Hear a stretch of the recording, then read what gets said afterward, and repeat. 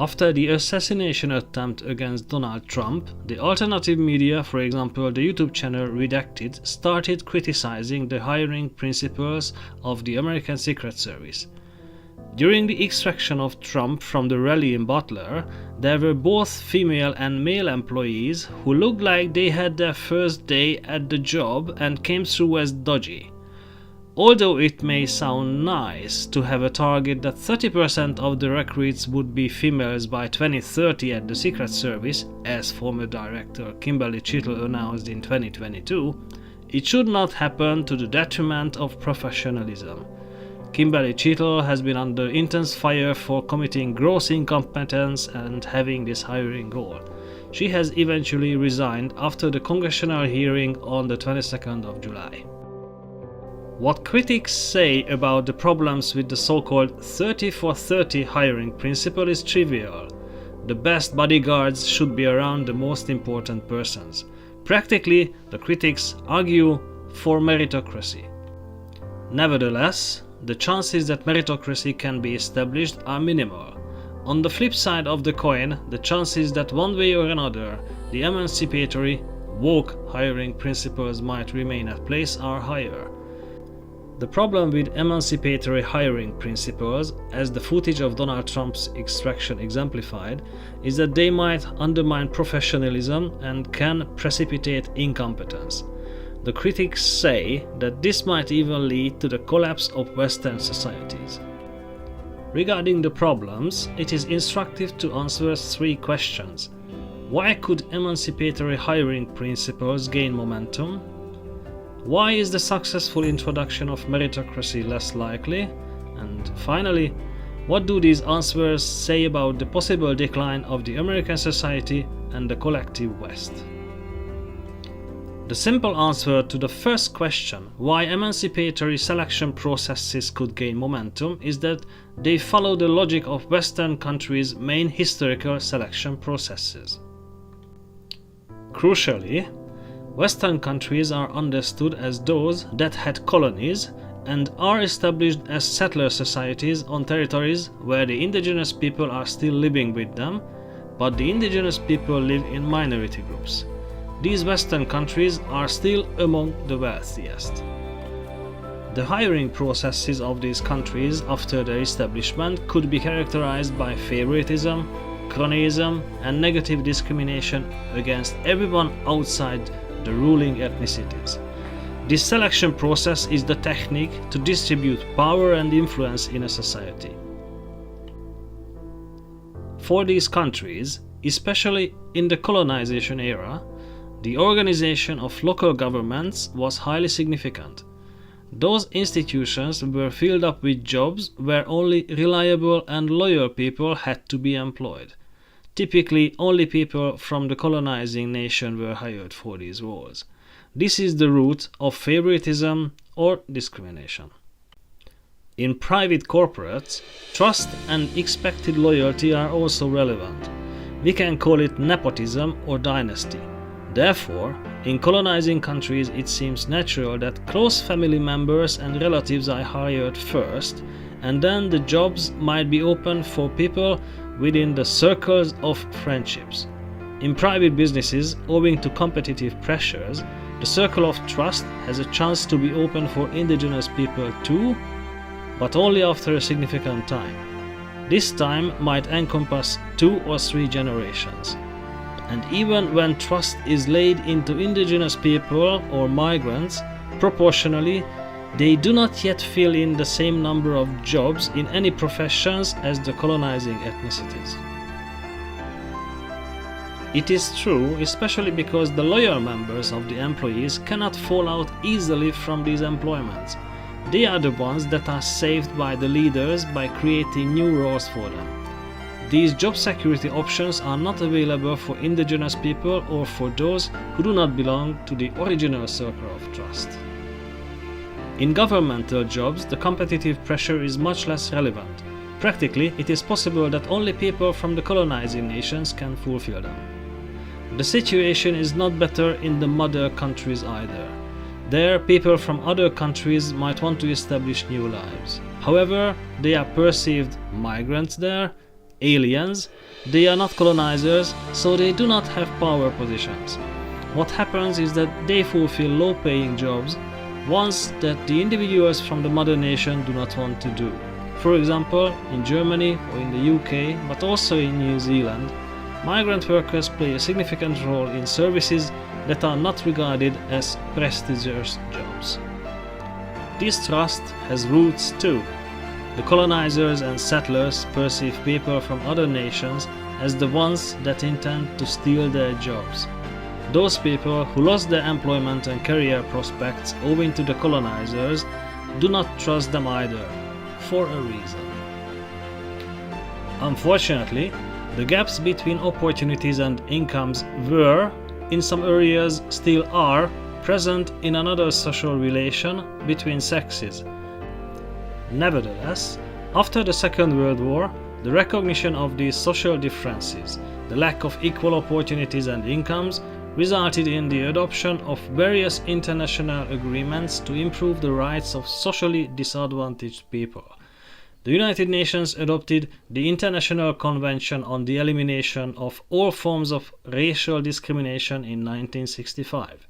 The International Covenant on Economic, Social and Cultural Rights in 1966, the Convention on the Elimination of All Forms of Discrimination against Women in 1979.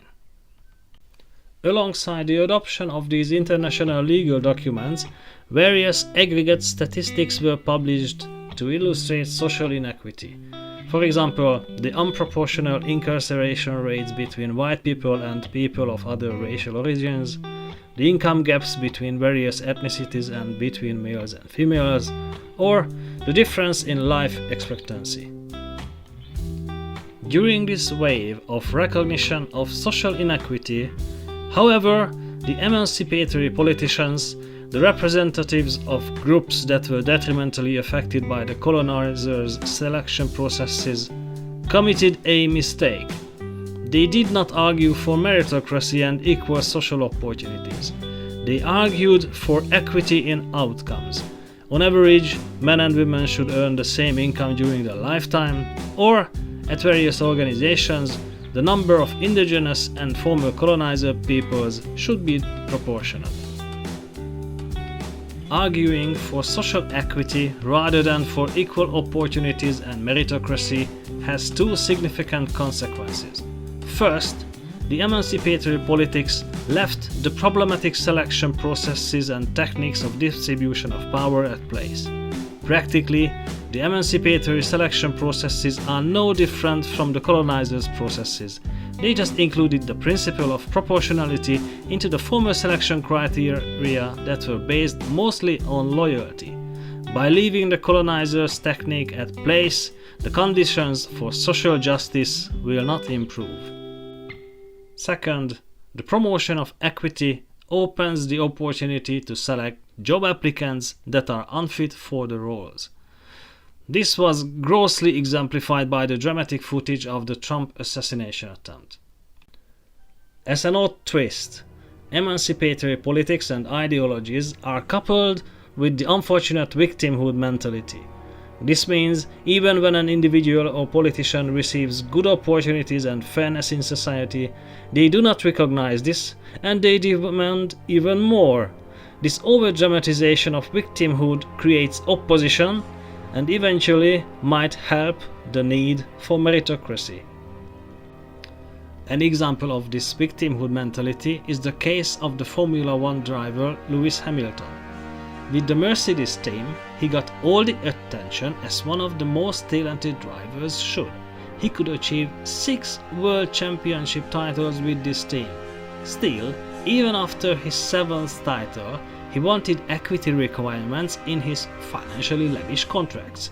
He wanted the Mercedes team to employ more engineers of color. Maybe he was unsatisfied with the resources he got? Honestly, I don't know why on earth he wanted this. Nevertheless, the example shows what nonsensical demands the victimhood mentality can create.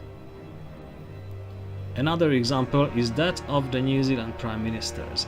Since 1997, New Zealand has had 7 Prime Ministers and 3 of them were females. During this 27-year-long period, New Zealand had 16 years when women were prime ministers. Still, in 2018, two of them, Helen Clark and Jacinda Ardern, were complaining that in Parliament only 38% of the members were females.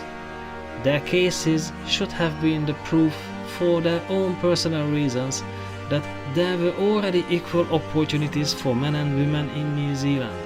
But for them, with their victimhood mindsets, it just could not be enough.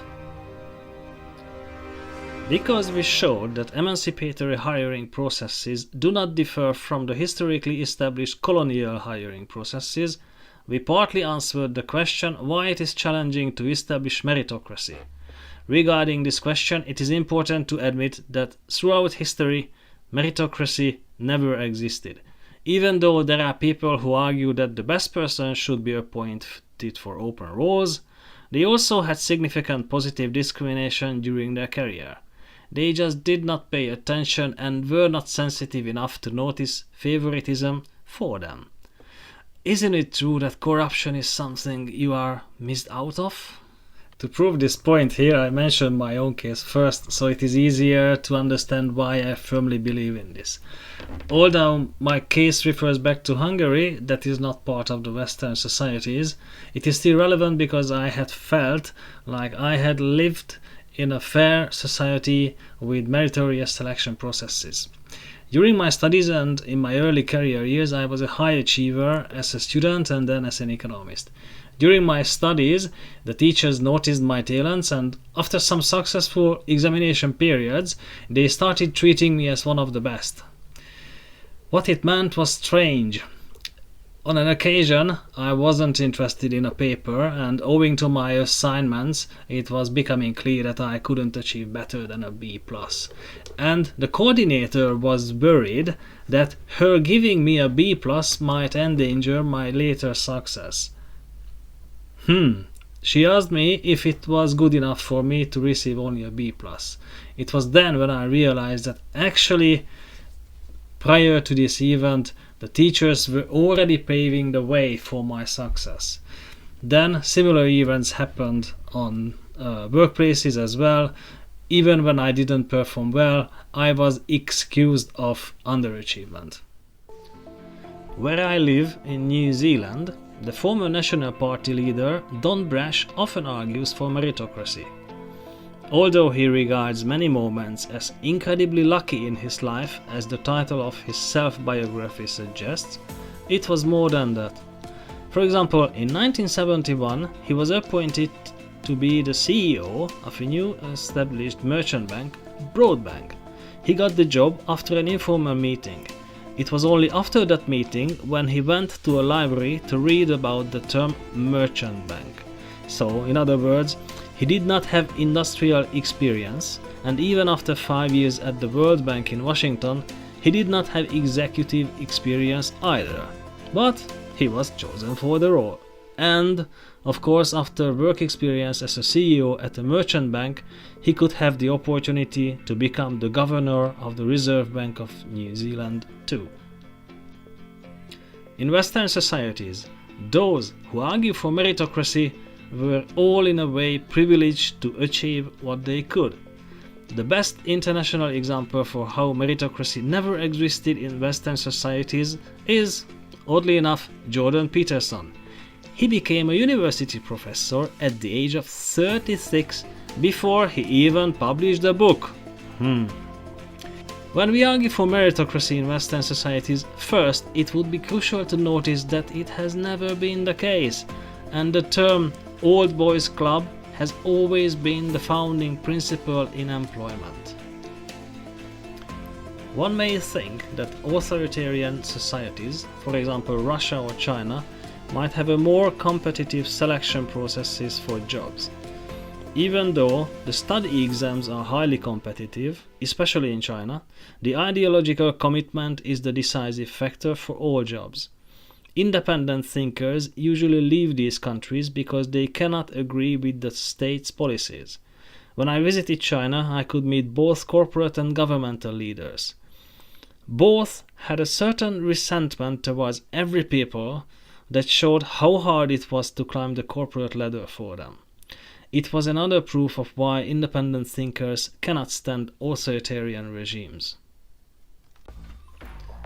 The striking problem of woke hiring principles raised the demand for meritocracy, and we can agree that this is the way forward for Western societies. Although there is still a competition between the colonial thinking and the woke thinking, wise political leaders must facilitate meritocracy. Regarding the possible decline of the West, oddly enough, hiring principles do not have a role. The relative rise of Western societies were due to colonization and the cheap access to new resources. Before colonization, China and India had larger shares in the world GDP than the collective West. After the era of colonization, what is happening is that the playing field is leveling up and the Western economies are relatively in decline. However, if meritocracy would flourish, that would mean fairer societies. In other words, despite their relative decline, Western societies might still offer a better life than the rising Asian